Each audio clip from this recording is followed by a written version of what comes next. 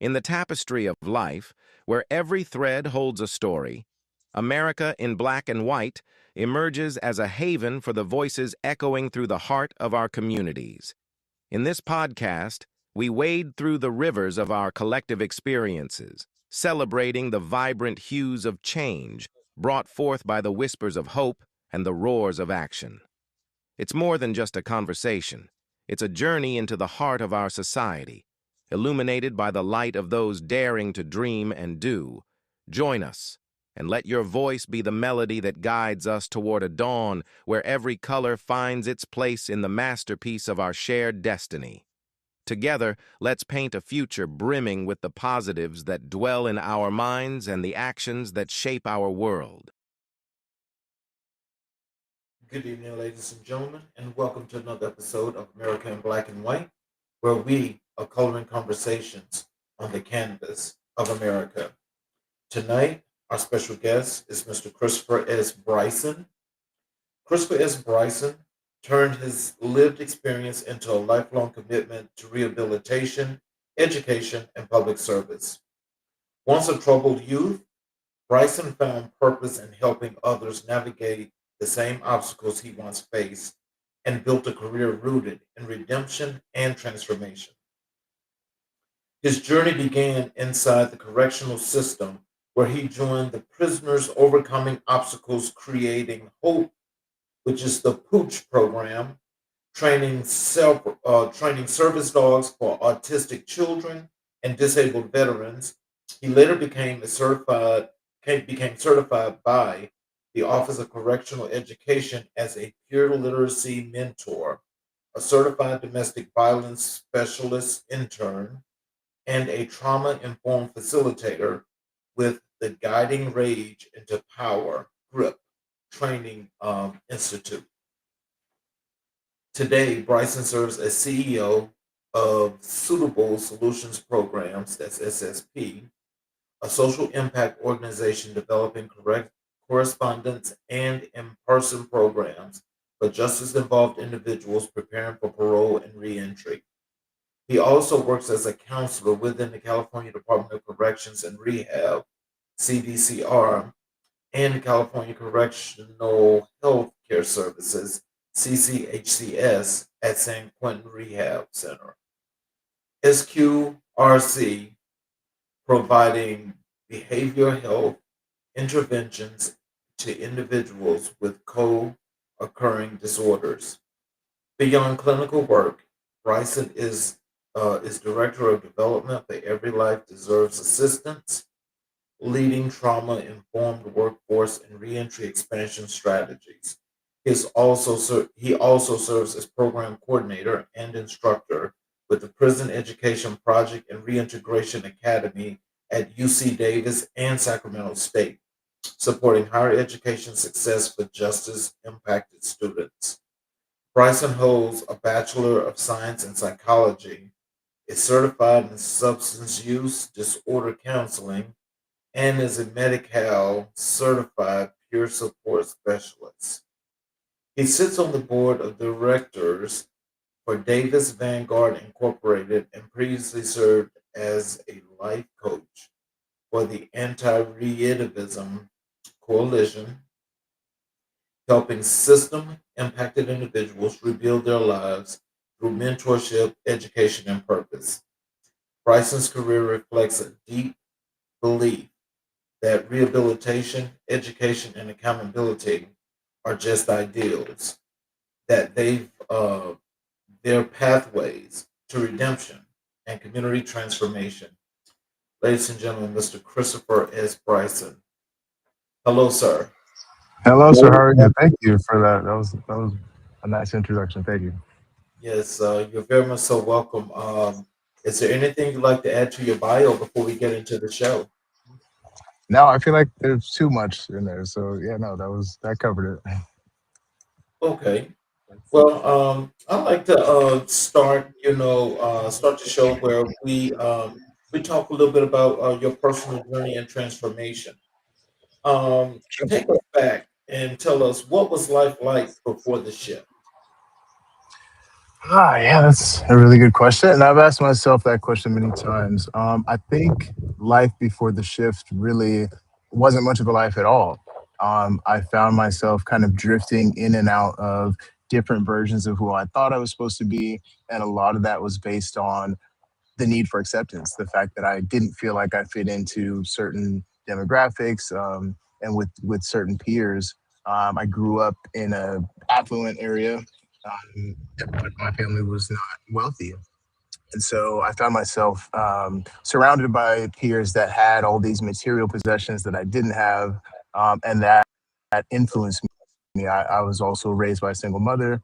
My identity kind of was shaped by what I didn't have versus or what I felt I wasn't versus what I believed that I was or could be. And so yeah, so kind of before that shift, I would say that I wasn't living much of a life at all because of that.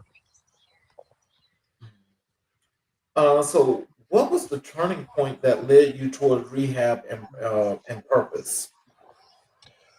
I think it was my ability to participate in programs and activities that put me in positions of being in service to others.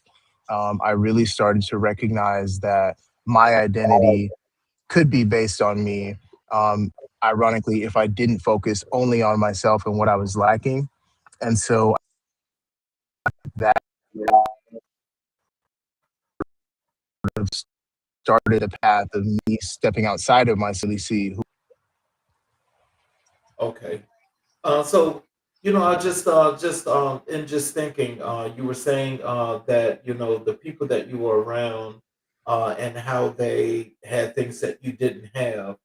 So with that being said, I mean, like, was that a negative impact on you, or was that just one of those things that made you feel like, these are some things that you wanted to have and you wanted to be like everybody else?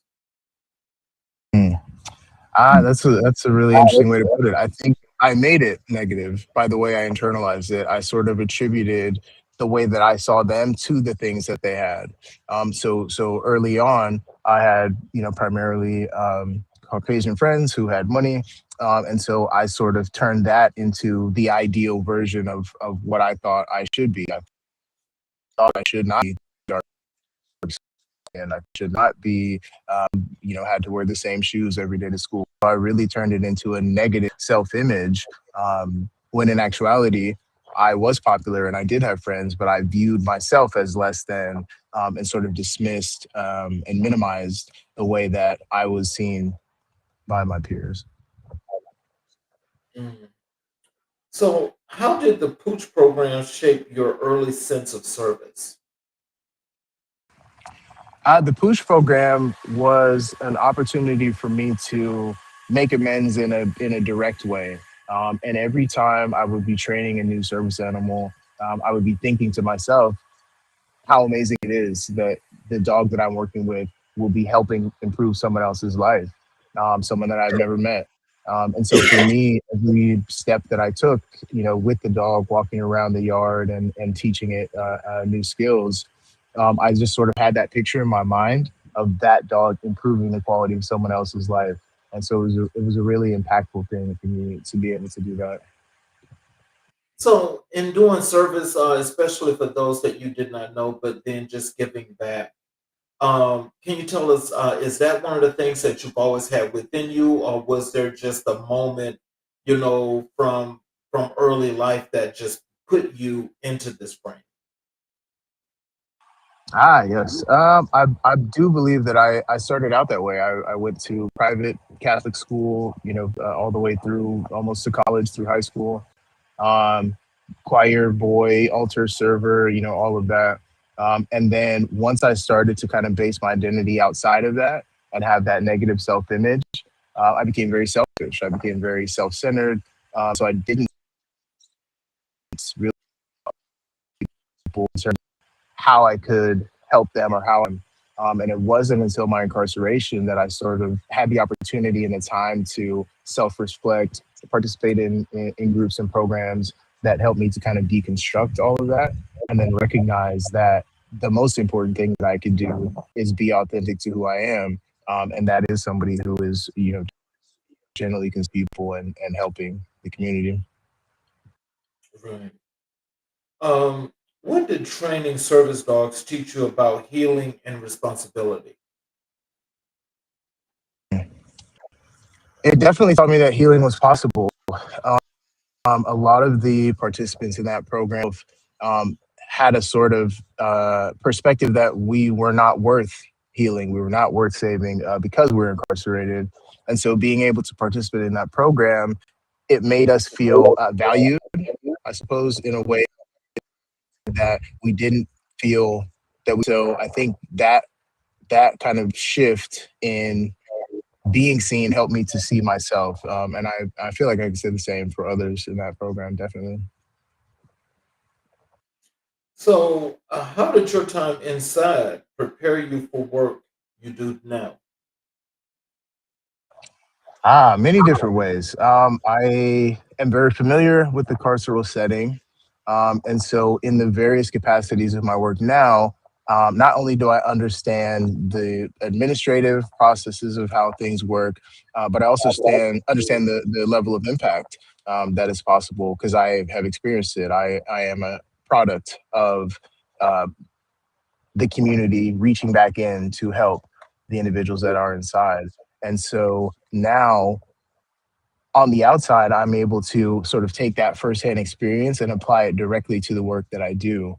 So it gives me a lens to look through that I think most people that are in positions like mine don't have that sort of added perspective of I know exactly what it's like to be where these men and women are, and so I can put that extra energy into helping them that maybe the average person in my position does not have.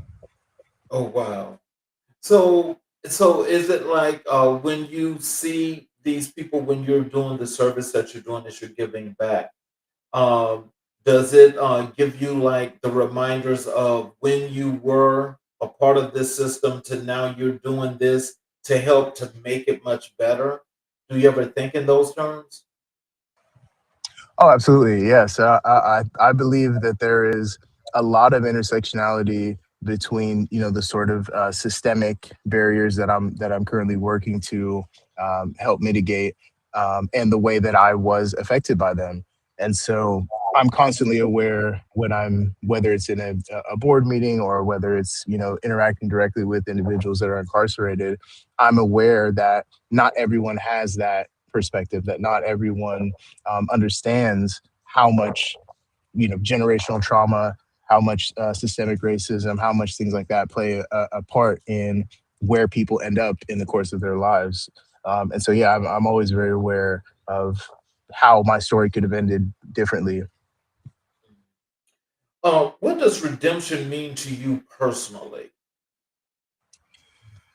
Redemption to me means hope. It means that you have the ability to think about yourself in a way that gives you value, and that's something that I didn't have when I first became incarcerated. I did not think that I would ever walk out of a prison, let alone be walking back into a prison as an employee. And so, yeah, so redemption for me is the power of hope, but also the power of narrative and being able to sort of shift your story and make it the way you want it to end.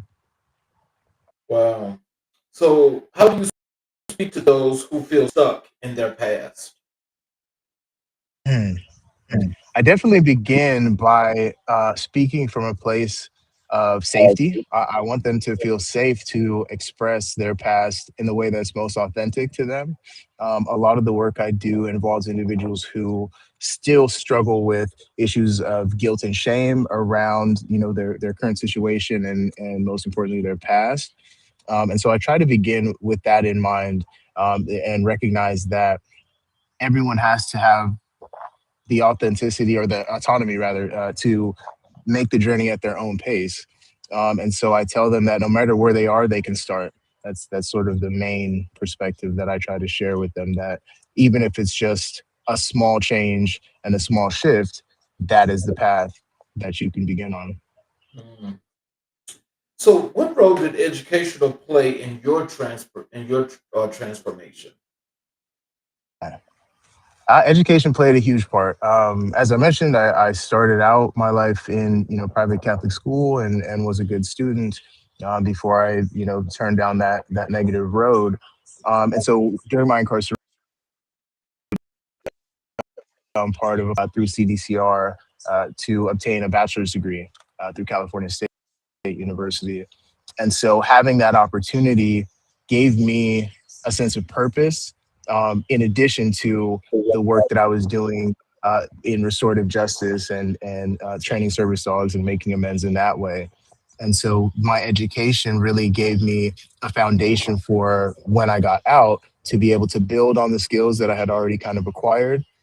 And then it presented me with different opportunities to give back as well. So yeah, education was foundational to my rehabilitative success. So, what was the hardest part of rebuilding your life? I think the hardest part of rebuilding my life was probably just maintaining that same perspective. And I said this to the Board of Parole hearings when I met with them and they decided that I could be released. They asked me sort of the same thing. What do you envision will be a challenge that you'll face if we were to let you go? And I said, not comparing myself to other people.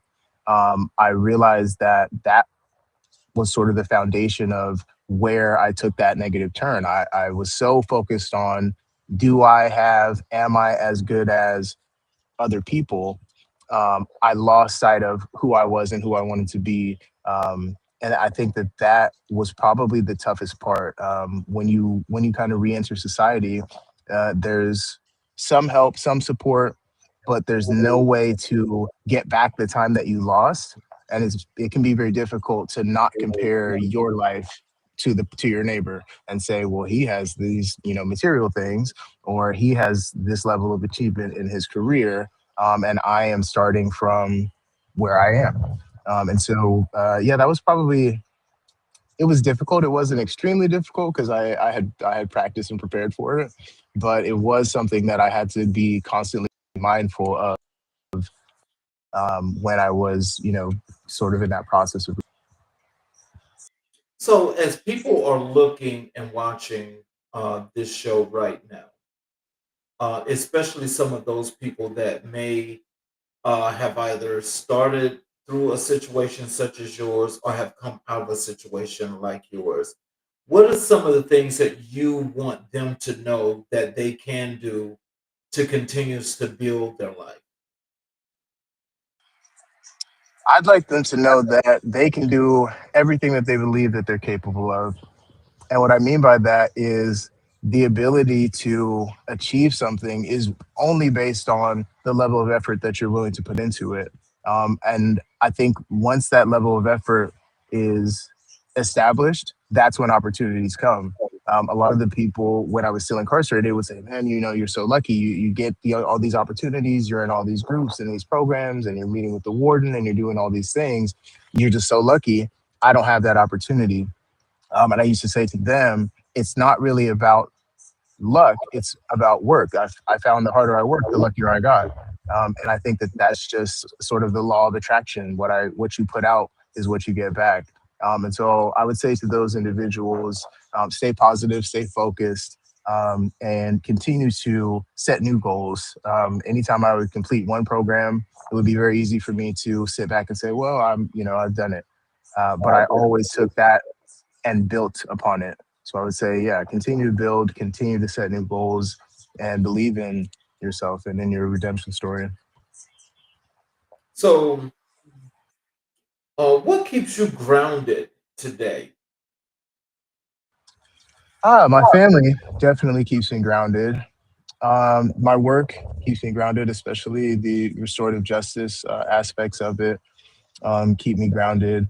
I definitely do a lot of exercising, but I'm at work now. I work at San Quentin in California, which is, as you can maybe see, on the beach. So yeah, nature, just being out and alive and free. All of those things are things that keep me grounded, definitely. So, what's your motivation? My motivation is to help others, and I think that motivation is something that really can only come from within.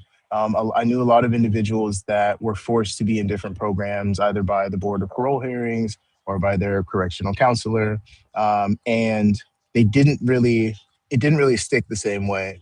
And so I think the reason that rehabilitation worked for me is because it's something that I wanted for me. I wanted to be different. I asked myself one morning while I was incarcerated, is this how I want to be remembered? If I were to die inside of these prison walls, would I only want to be remembered for being a prisoner? And I realized that I didn't. And so that motivation sort of carried me through every single day while I was in there. And it still does moving forward to be able to help others recognize that they can change their story no matter where they are. Mm. So let's move over to your entrepreneurship and your program development. Tell us about Suitable Solutions programs and what inspired its creation. Yes. Yes. Suitable Solutions programs began after I was found suitable for the Board of Parole hearings. And so I went to the hearing. It was my first time going, and everyone had kind of told me that, they never let anybody go the first time they appear before the Board of Commissioners. And so when I went and I was successful, I came back and everybody wanted to know how I did it. Everyone said, well, how did what did you do? What did you tell them? And so it kind of started with one person. I was helping one person, and then he wanted to bring his roommate, and then it ended up with 5 and 10 and 20, 30. I had so many people that wanted help. So I was able to use the training and the resources that I had as a peer mentor and as a literacy mentor to be able to put together a curriculum. I felt like it would just be easier if everyone just wrote down the things they needed help with, and then I could take time and write feedback and return it to them. And so it kind of started with that. I ended up having groups inside the prison of about 30 people a week. And I with them, and we would talk about rehabilitation, talk about, change and things like that. When people had completed the packets that I had created, they asked me for a certificate. And I told them that I couldn't give them a certificate. I was incarcerated just like them. Like, I didn't have certificates. But having gone through that process, I knew the value that a certificate can bring to someone's hearing. When the Board of Commissioners is reviewing somebody for parole, one of the things that they look for is how many programs have you completed? What work have you done? And so I recognized that it was something that was important to a lot of people. And so I established an LLC while I was still incarcerated with the help of my mother. And that's where Suitable Solutions programs began. That's how I came up with the name, that it is more than just being found suitable for release, but it's living a lifestyle that is suitable for society. And so I started the LLC, and I was able to give legitimate certificates to the individuals who had completed the programs while I was still inside. And then upon my release, it just kind of continued to grow. We started getting letters and requests for curriculum throughout the state and in other states. Yeah, so it's been a really interesting thing because I didn't plan on starting a business in that way. I really only was trying to help one person, and then the need just became apparent that there were so many people that needed help. Yeah, that's kind of how it all started. So, so what part in your creating this were you able to put some innovation into this? I think the innovation, honestly, the innovation part kind of started while I was still incarcerated because I only had access to my CDCR, California issued laptop that I had been given for school. So I couldn't create anything that was flashy or special. It was just text and a couple clip art images. But once I was released, I had access to the internet and access to things and resources that I didn't have before. So I was able to really expand the curriculum, make it more engaging, and then also partner with different community organizations and offer different services than just the curriculum, different reentry services and things like that. So I think the innovation, I would say the most innovative part was just being able to create it, from within the prison, and not having those resources that, most people have out here, Chat GPT, or I didn't have any of that. Wow. What gaps in reentry support were you trying to fill? I was definitely trying to fill the gaps in life skills. I think that that's probably one of the more foundational needs that people have in the process of reentry, because it's been so long in most cases that individuals have had any opportunity to interact in a non-controlled environment, and so they're not really used to social skills, how to present themselves in an interview, for example, or how to find resources on their own. Everything is sort of given to you in prison, and so I feel like that's one of the bigger gaps. Another one is housing. We're kind of trying to work on different opportunities to provide reentry housing services to people other than, now we provide linkages, but we in the future we anticipate being able to have our own transitional housing programs. So I would say housing and life skills are the biggest. Had you asked me maybe 5 or 10 years ago, I would have said education, but there's been a really big push, especially in California, for higher education access in prisons. So I feel like that gap is shrinking a little bit. But yeah, the life skills and just the general ability uh, um, to be self-actualizing, I think, is one of the biggest gaps. Oh, wow. Okay. Mhm. So how do you design programs that meet people where they are? That goes back to my peer literacy mentor training. I had a lot of practice working with individuals when I was teaching ABE, adult basic education classes, and so in creating the programs that I create today, I try to make them understandable, relatable. I try to use language that doesn't isolate or prevent somebody from participating and engaging and getting something out of the material for themselves. I try not to over explain, and I definitely try to use cultural competency. I try to recognize that what's different, things are different for different people. And so, what may be understood in one way by one target population may be understood in a completely different way by another. And so, I try to make it as general as I can, but still make it specific to whatever the concept is that I'm trying to get them to understand in the program. So let's just say, at this point where you're out and you're doing the things that you're doing right now, right? Mhm. Can you tell us how were you able to make these two worlds come together and just burst with great light? How were you able to do that? Because that's being very, very special. And Mm. tell us, how did you do that? I appreciate that. Yeah, I guess I never really thought about it that way. If I had to look back, I would say it started while I was still inside. I kind of just sort of got in the habit of always picturing myself where I wanted to be, rather than focusing on where I was. And so for me, it was just doing the same thing that I had been doing inside, except now I'm going home at the end of the day. And so I really kind of tried to make prison too small. I tried to make it so that I had done every single thing possible while inside.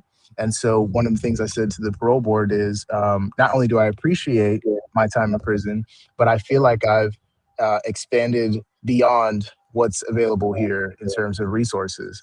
And so when I said that to them, one of the commissioners kind of looked at me and he said, "Hey, that's a good point. You've done every program. You've done everything that we could have asked you to do." And so that was when I asked them for the opportunity to be able to return to society and give back and sort of continue to grow. So yeah, I never really thought about it in a direct way of sort of merging those worlds, but I guess it kind of just happened organically that I just turned my world on the inside into the version of what I wanted it to look like on the outside. So, how much of your work, or how much of the things that you do, programs and everything, how much of it is emotional intelligence? I would argue that emotional intelligence kind of underlies everything, whether it's a program that's talking about criminal thinking or relapse prevention or domestic violence. All of those sort of have this underlying theme of emotional intelligence, of self awareness and understanding the feelings of others. And I feel like that's probably the core component of what leads people into incarceration. The other being, systemic and structural barriers. But as far as emotional intelligence, is one of the main things that I talk about, especially in my work now as a counselor. I always start off talking to my patients about identity, and recognizing that your unhappiness, your anger, or however your whatever method you choose to express your unhappiness, comes from your identity. It comes from that sort of cognitive dissonance between you see yourself and how you think the world sees you. And then I guess a triad part of that is how you see the world. And so, yeah, emotional intelligence is key to rehabilitation, I think. So, what's the difference between correspondence and in-person programming? Sure. Yeah. Correspondence programs are completed through the mail. So individuals will receive the curriculum. They'll go over it. They'll answer the questions. They'll read the text, and then they're able to. They have access to the tablets, and so they're able to reach out and ask us questions if they have questions about any of the material. But it's self-paced, and they're able to take their time and kind of internalize all of the different components of the curriculum, versus the in-person program, where it's a group of men, anywhere from 12 to 25 or 30, and they get together inside the prison and they go over the material together. So it's a class setting, and they'll have a facilitator who kind of goes over things with them and just facilitates the discussion of the topics in depth, and tries to get everyone to contribute and participate in a way that helps them grow. So yeah, they're similar in the material, but the delivery is much different, and I feel much more impactful in person. What's one success story that reminds you why you do this work? Oh, that is a really good question. I I think we had kind of talked about Nelson Mandela, and his ability to sort of overcome the adversity that he faced and still have the frame of mind of being of service. My grandfather is another really good example. He worked with Nelson Mandela in South Africa, and he is someone that I look up to and respect very much. He was born. He'll be 90 on November 11th. So he was born a long time ago in Louisiana. He was the son of a sharecropper. Wasn't allowed to learn how to read. Was able to work his way up to become the first Black vice president at Duke University. He was a San Francisco police detective. He just retired as a professor at Stanford with his PhD in psychology and DEI. Yeah, he's done so many amazing things. I feel like that is kind of the definition of success to me. Is for someone to be able to come from the most humble beginnings and then still maintain that identity that I lacked when I was younger. To not compare himself to other people and say, "Well, this is just where I'm supposed to be, and this is where I have to stay." He was able to see beyond that, and then develop an entire life of service and education. So So, how do you measure impact in reentry work? I think there are two ways you can measure it. I would say one is just by the statistics and the deliverables, the numbers. Are you able to say that your program or your services are reducing recidivism? They are providing housing. They're providing support to individuals by the numbers when they come home from incarceration. But then I think the other way you can measure it is the families in the community. Is the community a better place because of your programs and your services? And are you able to provide those in a way that doesn't have a negative influence on the economy and things like that? So, yeah, I think that there are a couple different ways you can measure impact. A third, I suppose, would be the success stories, like you mentioned. Are there people, or my life was saved because of the support I received from this program? So reentry work has a personal place in my heart, but I also feel like it's important just for community in general, because it creates opportunities that individuals who don't have the resources on their own can use to improve their lives. So, what challenges do justice involved entrepreneurs face? I would say the biggest challenge is probably lack of direct funding sources. There are some grants out there for different programs and things like that. A lot of it is nonprofit work, and in nonprofit work, you kind of have to already be doing whatever the thing is that you need funding for in order to show that you need the funding. So that can be expensive and that can be difficult. I would say another would just be um, not having the track record. Some other entrepreneurs are able to say, well, this is our family's business, or this business has been around for 10, 20, 30 years. So as an incarcerated entrepreneur, I don't have that ability. I can point to the story that I just gave you about how I started the company, but I couldn't say that it's been around for 10 or 20 or 30 years. Um, so yeah, but I don't really view those as just challenges. I view them also as opportunities. That's what makes my company and companies like mine unique.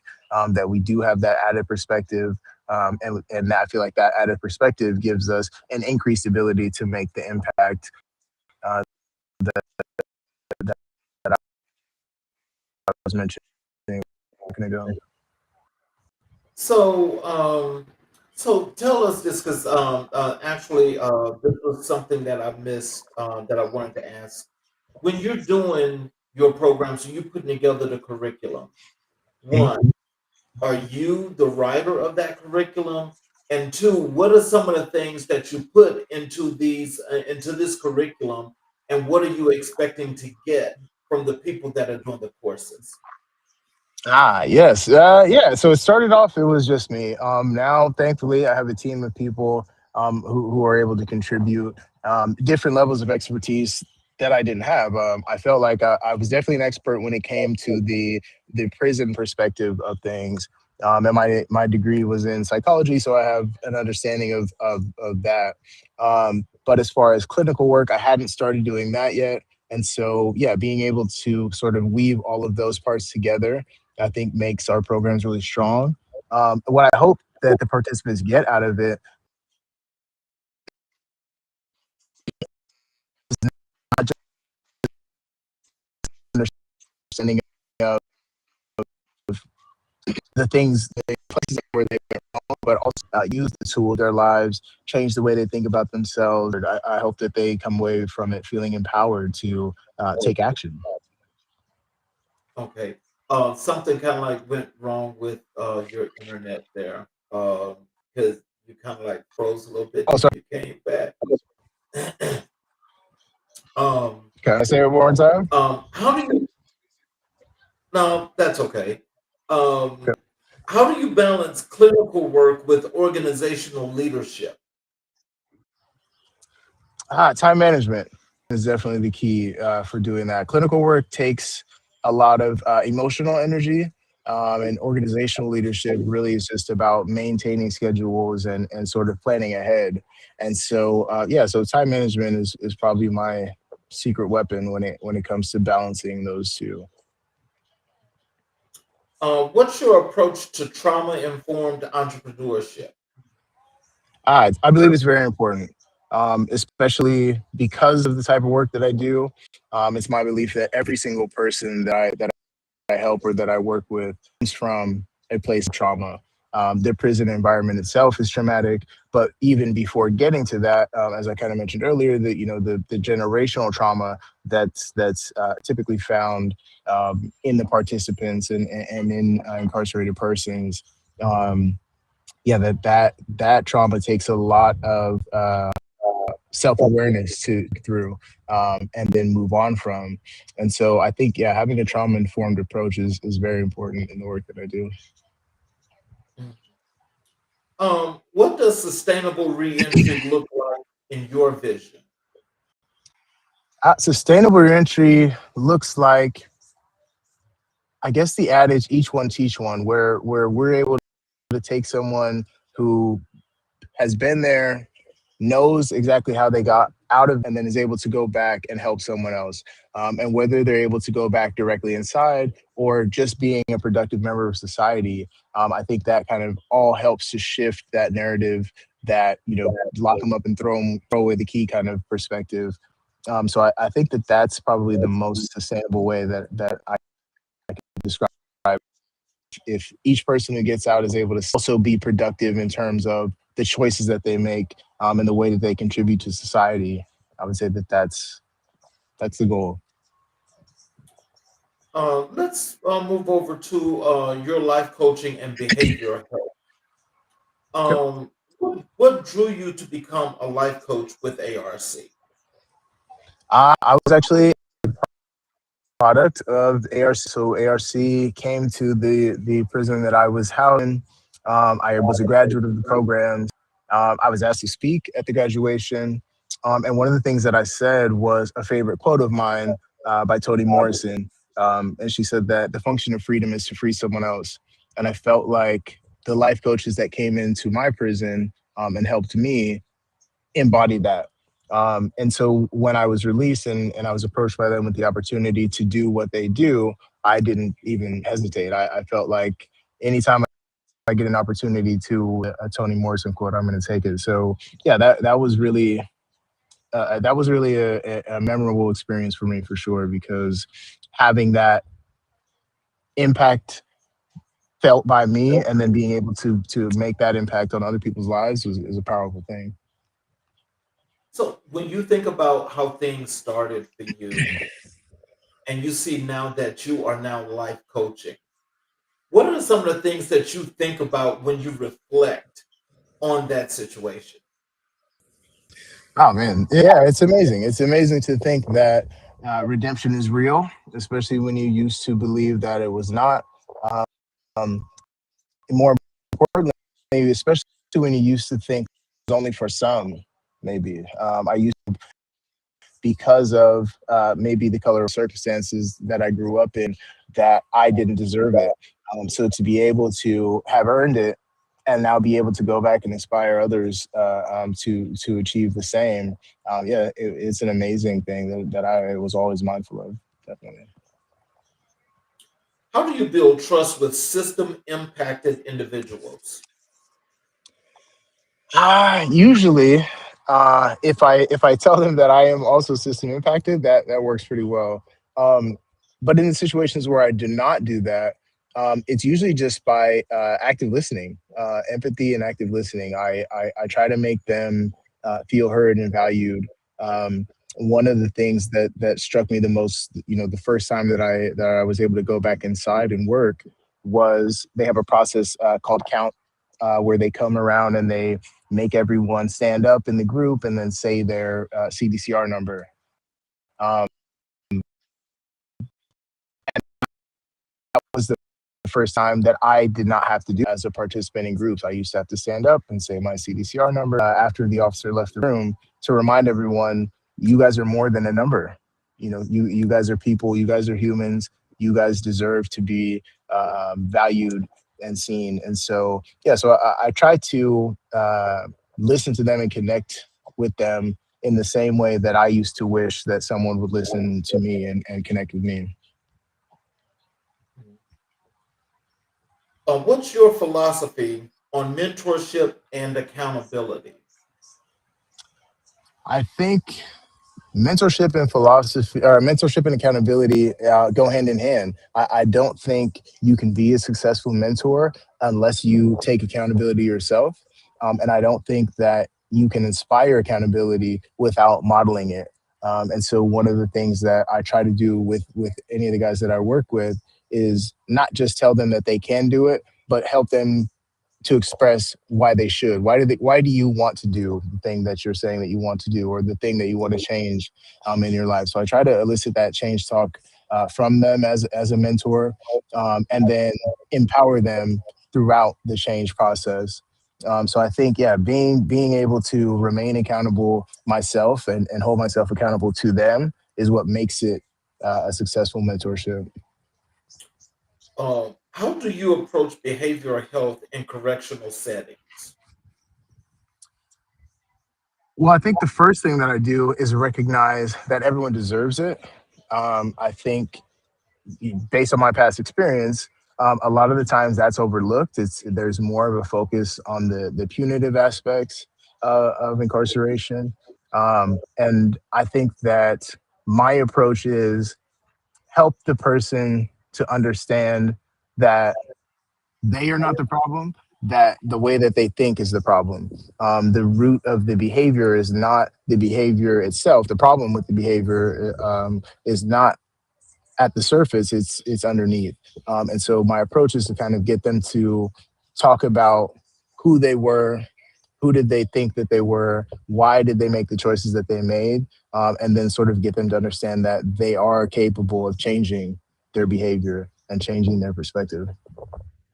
So, do you do like one-on-one sessions with a lot of your people to where you get to learn some things like thinking patterns, like a behavior situation with these individuals, or just what they're like in Yes. general? And it's one of the things that I enjoy most, because when you get to know someone on that level, on a one-on-one level, and you can see those patterns, it makes it that much more rewarding when you see those patterns shift. So when I talk to someone in the beginning and they say, I'm not never going to change. I just want to get out of here. I don't really care about changing while I'm in here. And then after working with them for an extended period of time, they come back to me and they say, oh yeah, I've been working on this and this worked and that worked. And I can't wait to get out so I can do this. So I think that's probably the biggest part of it is seeing them change and their future thinking. They're more future oriented, and they're not just saying I want to get out. They're saying I want to get out because I want to achieve this and I want to achieve that. So yeah, so I think that that's very rewarding. Absolutely. So, do you ever have any of the uh, people that have just come back out into society, or any of them working with you at this point? Yes, yeah. Actually, I recently sat in on a court hearing to advocate for the resentencing of someone who I trained service dogs with, and it was a surreal experience to be, in the same vein as correctional officers and lawyers and people that used to control my destiny and my fate, and be speaking on behalf of someone else, advocating for him to be released. And so, well, yeah, so he was a graduate of our programs. And so now he's working in Sacramento, and he's contributing to different curriculum development. He is a former gang member. So we're working on developing a program for development. So he's contributed a lot to the development of that. But it's just an amazing thing to see someone that you knew inside have witnessed their change, have contributed to their change, have contributed to them getting released, and then now, you know, for them back. It's yeah, it's an amazing thing. So, what does it mean to treat co-occurring disorders inside prison walls? Yeah, a co-occurring disorder is a behavioral health issue and a substance use disorder issue. So it can be mental health, behavioral health, and then substance use combined. And it means a lot. A lot of the guys in here are hesitant or ambivalent to addressing either one or both of those. And so it can be challenging when you're trying to get someone to recognize that there's intersectionality between the two, that that your substance use can worsen your mental health condition, or can impair your ability, your behaviors. And so yeah, so I try to be very mindful of that whenever I'm working with individuals that have co-occurring disorder, that has the impact that one is having on the other. But if I can get them to recognize that, and I can get them to accept, that's something that they have the ability to change and be more aware of, it's definitely a good thing. How do you navigate the emotional toll of this work? Because I know it's got to be a lot. Yeah, I literally came out from work to this. It's I would just say gratitude. You know, anytime I'm able to walk out of the prison, I just remind myself of the days when I used to sit on my bunk and never thought I would walk out of the prison. So even if I'm emotionally drained from doing one-on-one sessions or doing group sessions or talking with people all day, I feel like I get a sort of emotional recharge the minute I step through the gate and and come back out here. So yeah, it can be challenging. But yeah, it's I would say gratitude. I'm just grateful for the opportunity. Or what's one breakthrough moment you've witnessed in counseling?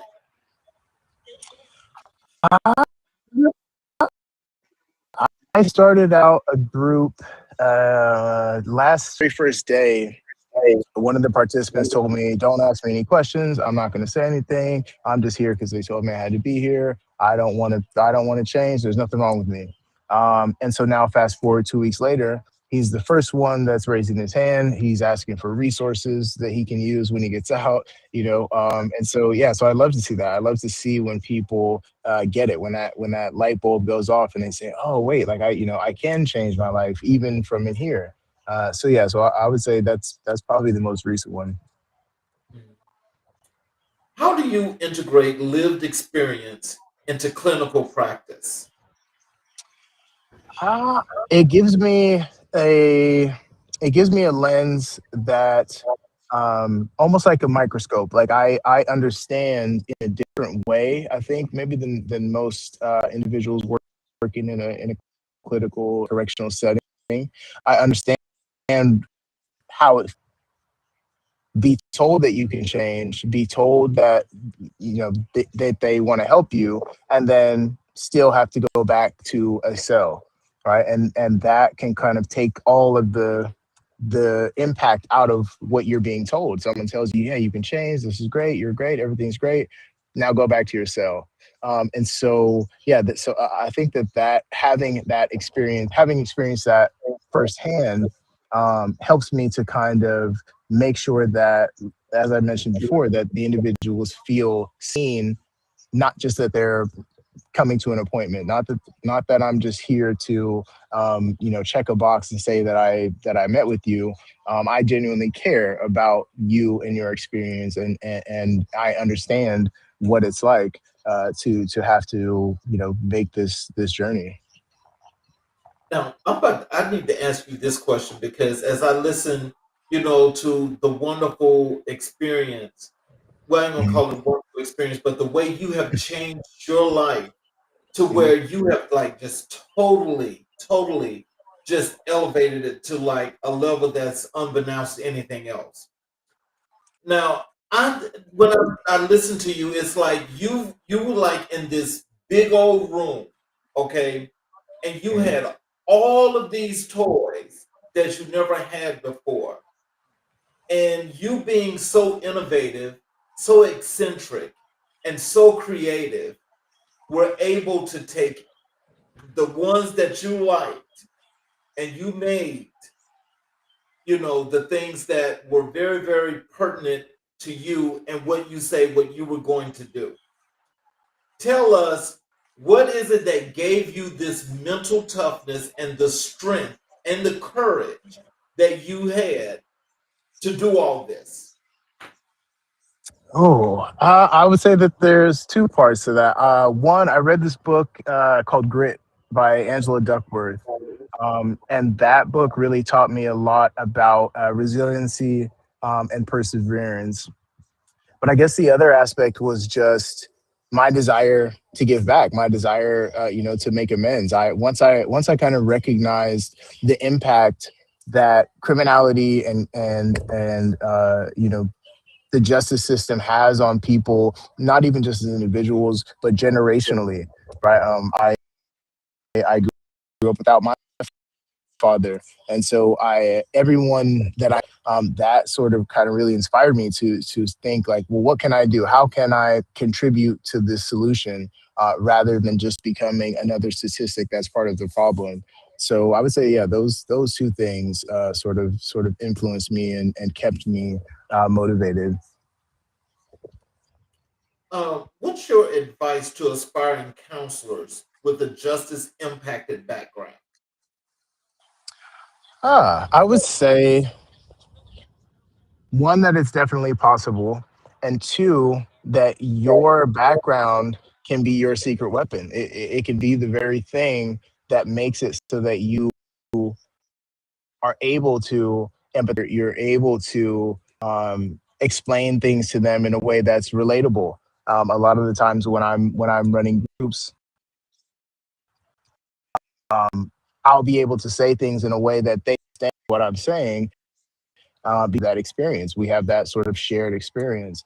And not all of them know that I'm just impacted, but I'm able to explain things to them from that lens. And so I think that, yeah, I would say to counselors with that as a background, one, it is definitely possible. And two, it's more rewarding than you can imagine, to go from sitting in those chairs to now standing in front of the room with men and women that are sitting in those chairs. How do you protect your own mental health while serving others? Um, I definitely talk to my own counselor, my own therapist.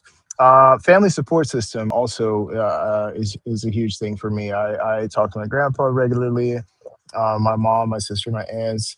So having people to be proud of me, but also being proud of myself. So anytime I start to feel any kind of maybe anxiety or depression, if things aren't going right, I just kind of lean on that. But I also remind myself that I know how much I've overcome, and so that having having that perspective helps to keep me, grounded and focused, and get refocused. Well, let's move over to your community engagement and policy. What's your role with ELDA and how does that work? So I'm the director of development for ELDA. It stands for Every Life Deserves Assistance. We had a contract with CDCR, and we provide transitional housing and outpatient treatment. And so, aside from helping with providing the treatment, my role as director of development is to kind of just build community partnerships. So whether that's working with the parole agents, or the county behavioral health services, things like that, trying to bring in different donations and just create different opportunities to expand our reach within the reentry population. What's your role with ELDA and how does it expand your mission? So yeah, I think my role as director of development, it really gives me opportunity to meet a lot of different people, and by meeting so many different people, I'm able to kind of assess different needs and different opportunities. And so my mission to contribute to the reentry, the growth and the expansion of the reentry population success is kind of complemented by the work that I do at Elda. It's really giving me an opportunity to not only meet people who are in positions to help, but also to meet people who may need help. Okay. You kind of like your thing, kind of like Oh, it froze again. Oh, yeah. okay. um, so, how do you build trauma informed workforce programs that actually stick?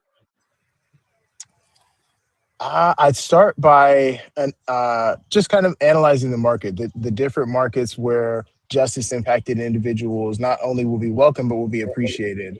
And so after I kind of identify what those markets are, I break down what's required to be successful in that workforce area, and build the program around that, and try to focus it on the things that people can do and learn while they're still incarcerated. Mhm. What's the importance of higher education access for incarcerated students?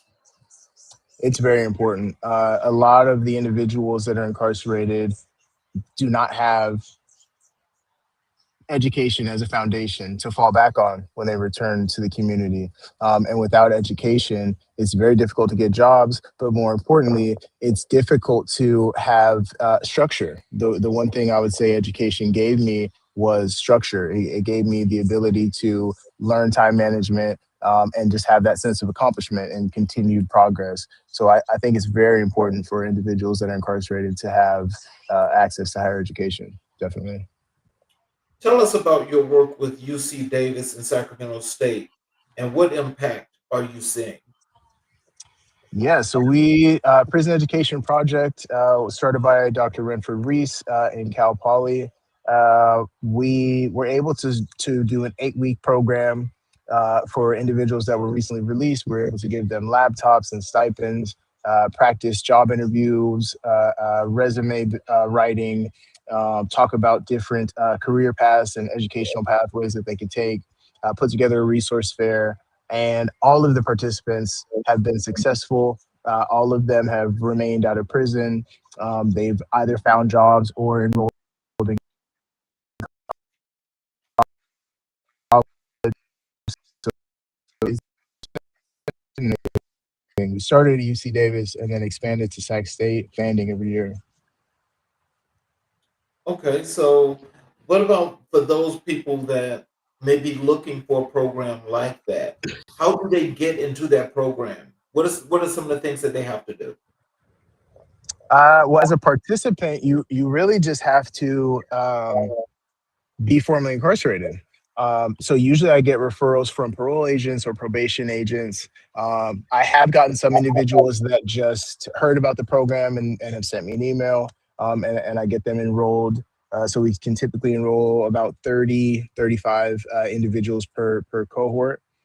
So yeah, so you really just have to be system impacted and motivated to be successful in your reentry journey, and we'll support you. How do you advocate for policy change from inside the system? It can be difficult. It can be difficult to get your voice out there while you're still incarcerated. Now that I'm out, I've been able to go to the Capitol. I've been able to lobby and talk to legislators about things that need to change. Most recently, I was part of the advocacy for the firefighters, the incarcerated firefighters, to get increased wages in California. So that was amazing to see that go through. Yeah, so I think it starts with being able to, one, share your story and your experience and talk about the effects that some of the policies are having, the real effects that the policies are having, but then two, having the educational background to be able to speak to how those things could be changed or how they could be different. So I think combining those two things, having the voice and being present, but also that educational background are the main ways that I want to do that. So, what does community transformation mean to you personally? Community transformation is a way of life. Honestly, for me, it's something that I look forward to being able to do every day. It's something that I started to do before I even returned to the community, and I guess I could define it as I started trying to community that I was in while I was incarcerated to participate in the transformation of both the outside and the inside communities. So it's very rewarding to me personally to be able to do that. So, how do you engage stakeholders who've never been impacted by the system? How do you engage them? I usually try to get them to understand that even if it hasn't been them personally, it's very likely that it's someone that they know or someone that they know knows who has been impacted by the system. And so usually I can explain it just with a simple story. But if not, I can point to data and I can say, these programs and these services that are provided to individuals before they get out and then when they first return home are able to change these statistics. And yeah, I can definitely point to success stories and say, this is someone who started his prison sentence at the age of 15. He did 30 years. He was sentenced to life without the possibility of parole. And now he's out and now he's doing this. And so, yeah, so I think kind of tying all those things together, helping them to understand that even if you haven't been directly impacted, the impacts can still be felt. But also by pointing to the success and the statistics of different programs and services. What's your vision for the future of reentry and rehab in California and beyond? Ah, I love the California model. I love the way that Governor Newsom proposed the shift from punitive to rehabilitative. They changed the name at the prison that I work for to the Rehabilitation Center, the San Quentin Rehabilitation Center. So I'd love to see that reentry begin with I guess pre-entry, right? That before individuals are even released, they're already getting access to services and to opportunities, so that when they come home, it's just a matter of continuing what they've been doing. And I can kind of point to myself as an example. When I was found suitable to be released, I already had a full fall schedule at Sac State. I already had housing in place. I already had all of these things in place that made it so that I was able to be successful. And so I would love to see that become a reality for every single person who's currently incarcerated. What legacy are you building for the next generation of justice impacted leaders? I hope that it's a legacy of empowerment. I hope that it's a legacy of collaboration.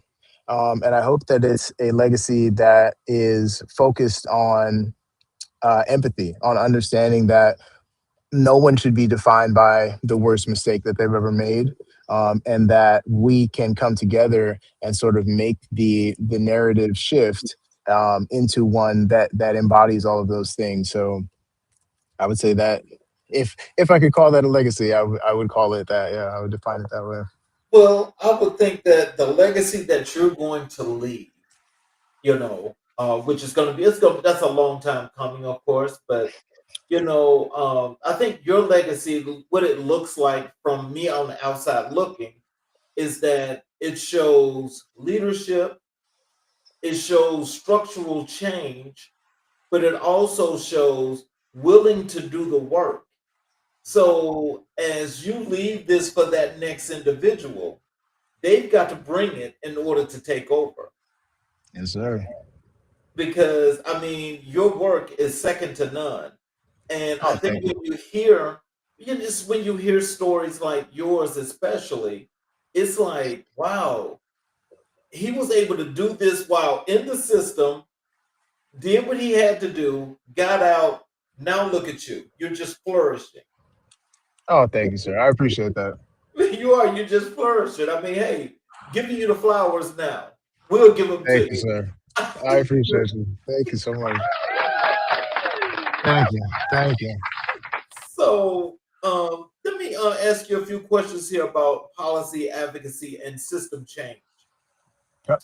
What systemic barriers do you believe most urgently need reform in the reentry process?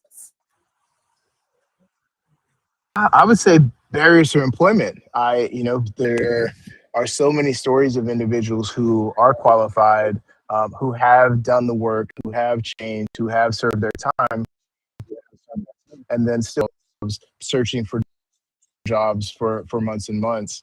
The barriers to employment is definitely probably the biggest, and then housing is the second. A lot of the guys that leave our transitional housing program at ELDA, they have some difficulty finding permanent housing. And it's not just because of their felony background. It's also because they don't have the typical things that are required. of a renter. You know, they do not have long term employment history. They don't have two or three times the rent. They don't have credit built up and things like that. So I would say employment and housing are probably the two biggest. And just when you think about a situation like that, how is it that you go to bat for those individuals to help them get what they need? How do you do that? I think it starts with approaching the conversation from the solution rather than the problem. I think a lot of the times those conversations start with focusing on why there is a problem rather than how to solve it. And so, so that's kind of my approach, is to focus on, you know, what can we do to contribute to the solution rather than trying to explain the problem in a different way.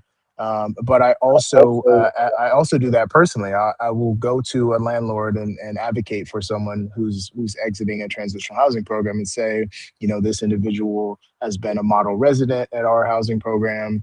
He's been gainfully employed for 8 months since his release. He's enrolled in school, you know, whether it's through, you know, personal advocacy or just kind of contributing to the different narratives when I am in the spaces of you know, talking about the solutions. I try to do it as best I can when I can. Yeah. How do you advocate for policy change from within? No. What's your take on restorative justice and its role in rehabilitation? I think restorative justice plays a huge role in rehabilitation. I think changing from changing from a lens of punishment to a lens of rehabilitation means opportunity. When you punish someone, there isn't really the same opportunity or incentive for them to do anything other than be upset that they're being punished. When you present somebody with an opportunity through a restorative justice lens, it creates growth, and it creates change perspective. And so I think restorative justice is huge. One of the things that I said to the parole board was that when I had the shift, I stopped seeing prison as a punishment and started seeing it as an opportunity. And I think that is kind of the foundation of restorative justice, is being able to say, how can we help people heal rather than symptom? So, just to take that a step further, I mean, what do you think about restorative justice when it comes to the educational side of that, though? Mm. I think that it's easier to teach restorative justice in a way that people can apply it into their lives. So rather than just teaching the principles of restorative justice, or rather than just talking about what it is and what it should look like, giving people the opportunity to actually practice restorative justice. So what here at San Quentin is a victim offender. So it allows incarcerated persons the opportunity to practice saying to that they've harmed the things that they would want to say. And it's just such a powerful thing because, one, many of them never anticipated having the opportunity to do it. But then on the other side of that is, many of them said that they would never do it even if they got the chance. A lot of the guys will say things like, well, I did what I did because I was part of a gang, or I did what I did because I had to defend my, you know. And so seeing that shift, seeing them change from I won't and I can't to I will and I'm going to, is a huge part of the power of restorative justice and the way you kind of apply it. So, how can policymakers better center the voices of justice impacted individuals? I think there's been a good shift in doing that. I think there's a lot of advocacy groups who personally go to the Capitol and different legislative events and voice their concerns and, and policy making. There are C courses inside of prisons. Initiate Justice is one of those, and yeah, just create opportunities for individuals that are incarcerated to learn about policy, but then also give them the opportunity to contribute in a meaningful way to the policies that are affecting them. Why don't you give me a second here? I think that I'm the one that's having this issue. Can you give me 1 second here, please? Yes, sir. Just a couple more.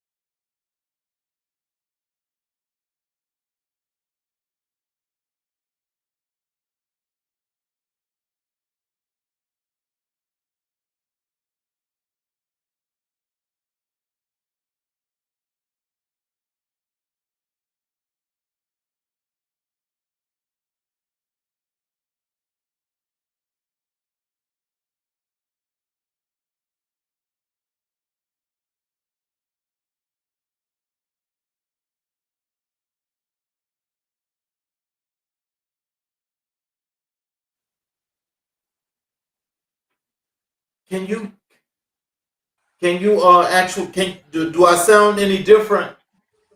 You sound a little louder. Yep. Huh? Yeah, you sound a little bit louder. Okay. Hmm. Something's going on here. I'm not sure exactly what that is, but I wanted to make sure that everything was fine. I'm sorry about that. No problem. Um, we also had talked about Black history, and I asked you who's the most influential person in your life and career in Black history, and you told me it was Nelson Mandela. Yes. Can you tell us what was your first encounter with Nelson Mandela's story, and how did it shape your worldview? Yes, yeah. As I mentioned, my grandfather worked with Nelson Mandela, and so listening to him talk about the impact that they were able to have, but also being able to kind of just read about the struggles that he endured, similar to mine, being incarcerated and resisting in a way that was nonviolent and non-confrontational. But still affected change within the system that confined him. So that was very inspirational to me, and it was something that I hadn't really thought was possible for me. Not that I'm comparing myself to Nelson Mandela, but in the sense that you can have an effect on the systems that have affected you. So yeah, so Nelson Mandela is definitely someone I look up to, and my grandfather as well. Well, what I will say is this. I mean, your story actually sounds a lot like his. Oh, thank you. I It appreciate does. that. So but it's like, how he went from that crazy situation to becoming president. I mean, who knows? Are you going to be the next one? That would be amazing. That's another podcast. That's a whole other, yeah. That'd be amazing.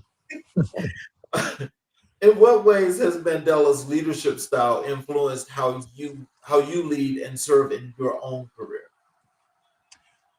Definitely the nonviolent aspect. I used to think that violence was the only way to express oneself. And then, yeah, after watching Nelson Mandela's story and his journey, and I read a book called Nonviolent Communication by Marshall Rosenberg, and he had a quote in there that said, "Violence is the tragic expression of an unmet need." And so I've always been mindful of that. That I can change the things around me without violence, but in a way that's even more impactful. Just like Nelson Mandela did, he didn't have to kick and scream to make a point and affect change. He was able to do that through his education and through his resilience. So I try to model that the best I can. Mandela often spoke about forgiveness and reconciliation. How have those principles guided your approach to conflict or adversity? I think they're very foundational. I think self forgiveness is one that's able to say I think that that's something that barrier to a lot of people's personal development, especially in a carceral setting. And I think the resilience part just comes from the motivation. If your motivation is internal, and if your motivation is genuine and authentic, it's sort of perpetual. It's a self-fulfilling prophecy, and that's kind of the mentality that I have, is that I am a self-fulfilling prophecy. So yeah, so I would say those two aspects for sure. So, what aspects of Mandela's legacy resonates most deeply with your personal mission for professional goals? I would say his commitment to the people, to his community, and being able to say that I'm not just going to make the overcoming of my adversities be a reflection of me. I want them to be a reflection of the population and the people that I come from. Mhm.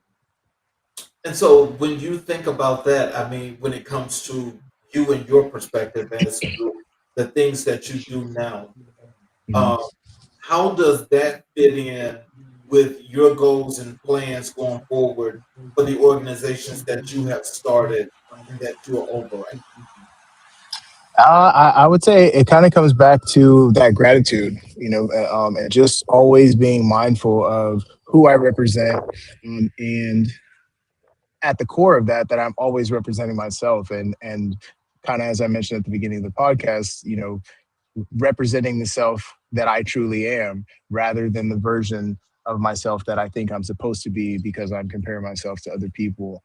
So yeah, so representing, being a voice for those who don't have a voice yet, but also recognizing that my own voice is powerful. now? Mandela spent 27 years in prison and emerged with a vision for unity. How does that resilience inspire your own journey? Ah, yes. I spent 17, and I definitely emerged with a vision, not just for unity of the incarcerated population, but I guess the community. That people who are inside deserve to be able to come back and feel as if they are a part of the community. And I think that that's something that's very important to me. It's something that it's a perspective that once I was able to achieve for myself, made my journey that much more fulfilling. And so I would love to be able to contribute to that opportunity for everyone who's incarcerated. Mandela believed education was the most powerful weapon to change the world. How has that belief shaped your commitment to learning or mentorship? It has given me an added layer to my motivation in educating myself and others. I think that education is something that it's the one thing that no one can take away from you. And being able to accomplish higher education while incarcerated, it gives an almost an added layer, almost like an added level of recognition, to your diploma, to be able to say that despite being incarcerated, you were still able to focus and you were still able to learn and grow and achieve. So yeah, so I think that those things are some of the most important things to me: education, and then being able to transition that into real world success. Wow. So, how do you incorporate Mandela's values like justice, dignity, and equality into your work and community engagement? I think that equality and value definitely are parts of an incarcerated person's world that have very different meanings for them. They often see themselves only in terms of their prison number or the things that they've done that have put them there. And I think that on the reentry side of that, they are not treated as equals. They're still second class citizens. And so I think that it's very important to be mindful of the impact of that.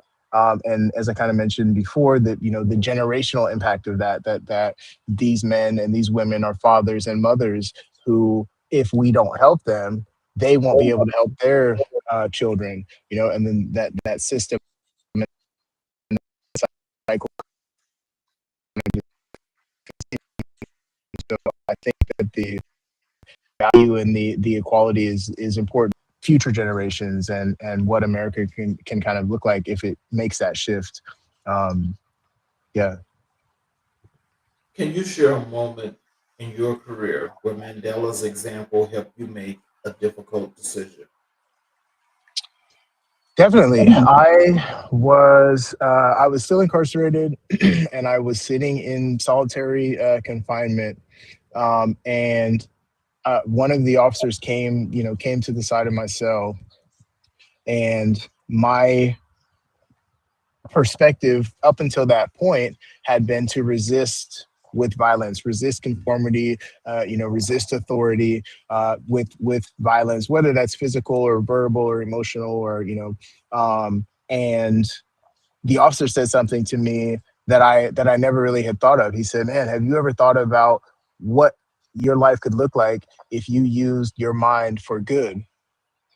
And I remember sitting there thinking, like, to hear that coming from an officer, it shook me, and it kind of reminded me that, yeah, I could change the way that I see myself. I could change the way that I apply myself, and I could affect change around me in a way that didn't require me to be violent. It didn't require me to be aggressive, and that it did actually benefit the people around me rather than harm them. How do you honor Mandela's legacy in your day to day life or the way you uplift others? I think the way that I uplift others, definitely collaboration. I try to make every whether it's working with community organizations, whether it's working with legislators in California, whether it's working with incarcerated individuals, I try to get them to see that everyone is somebody's someone. That's something that I say all the time. Everybody is somebody's somebody, and so once you can see the world through a lens of empathy, it becomes very difficult to harm someone. And I hope that, like Mandela, that perspective works its way upward, so that people who are in the positions of changing systems can see that, yeah, these are people that are being affected by these laws and these policies that we're creating, and that even in trying to protect ourselves, we are still harming them. So how can we find a common ground, a middle ground where we're helping them and helping ourselves? Final question. If Mandela were alive today, what question would you most want to ask him and why? Ah, I mean, the first question I would probably want to ask him was, what did you and my grandfather talk about? I would probably ask him what book did he read multiple times while he was incarcerated, um, and what did he learn from it, and how did he carry that out throughout the rest of his incarceration. I love to read, so I would want to know what Mandela was reading in there. Oh, wow, that's a good thing. Mhm. Um, so, in closing, what are some words of wisdom and encouragement that you like to leave with our audience, including, how they can connect with you on your social media, how they can connect with your websites, all of that good information. That's a deep question. That might have been the deepest question of the day. I think one of the other quotes that I love is a Gandhi quote: "Be the change that you want to see in the world." I try to live by that. I encourage everyone to live by that. Um, yeah, you can reach out to me on LinkedIn, CS Bryson, my social media, my Instagram. Bryson is himself, and yeah, I love partnering with members of the community, with organizations in the community. I love having conversations about ways we can change the system, and the ways that we can impact lives of people within the system in a positive way. So I appreciate it. Yes, sir. Well, I want to tell you that I appreciate you for taking this time to come on and bless us with your presence and to really give people the opportunity to see this fruitful work that you're doing within the community and the people that you're helping. because that really, really matters. And I have to tell you that I'm really, really proud of you because I've got to say, if ever there's a way to display resilience, you have more than displayed resilience. You've actually showed the ability to come back and surpass anything else. So we know for a fact there's nothing you cannot do. And so we definitely got to have you back as well. Oh, Um, thank you, sir. I appreciate that. for those of you that are watching on all of the 8 channels that we're streaming, especially those of you that are watching on the YouTube channels, if you have not yet, please support us by subscribing and enabling all notifications where you're able to catch all of the shows live when we go live, as well as you're able to go back and watch all of the other previous recorded shows. We also would like to invite each and every individual out there to go to our community and join the community where you can either watch the show there as well as you can go there and you can network on the AMIBW side. You can read the post, you can post yourself, and we also have incentives that we're about to start as well. So please go and join our community, as well as if you will subscribe to our magazine. Our monthly magazine is out there as well. And as you subscribe to the issues, you're able to get those for free. I'd like to thank you all for joining us this wonderful week, and we had a great week of shows. I want to thank you again, Chris, for being here. And like I said, we definitely got to have you back. And so I'll be in touch with you. And for those of you that are having a wonderful weekend, just join us next week as we have another great week of shows for you next week here on America in Black and White, where we will continue to color conversations on the canvas of America. I'm your host, Charles King. You guys have a great weekend.